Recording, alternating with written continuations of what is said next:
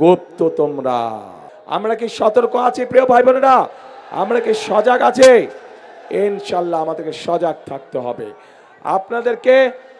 আপনাদেরকে অনেকেই এসে বিভ্রান্ত করার চেষ্টা করবে।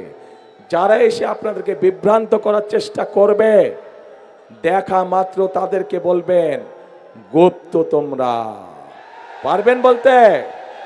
যারা এসে বিভ্রান্তিমূলক কথা ছড়াবে তাদের একটাই নাম, তারা হচ্ছে গুপ্ত। কারণ তাদেরকে গত 16 বছর আমরা দেখি নাই।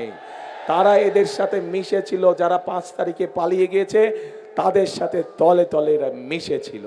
কাজেই সেই স্বাধীনতার সময় থেকে 86 সাল থেকে 96 সাল থেকে সব সময় দেখবেন এরা সব একই সাথে ছিল, এপিট আর ওপি।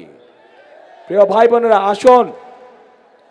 আসুন প্রিয় ভাই বোনেরা, আমাদের সামনে শপথ একটাই। কি সেই শপথ?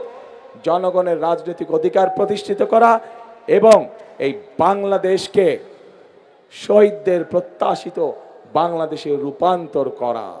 যেই বাংলাদেশে প্রত্যেকটি মানুষ নিরাপদে চলাচল করতে পারবে, যেই বাংলাদেশে প্রত্যেকটি নারী পুরুষ নিরাপদে বসবাস করতে পারবে, যেই বাংলাদেশে প্রত্যেকটি মানুষ নিরাপদে রাতে ঘরে ঘুমোতে পারবে।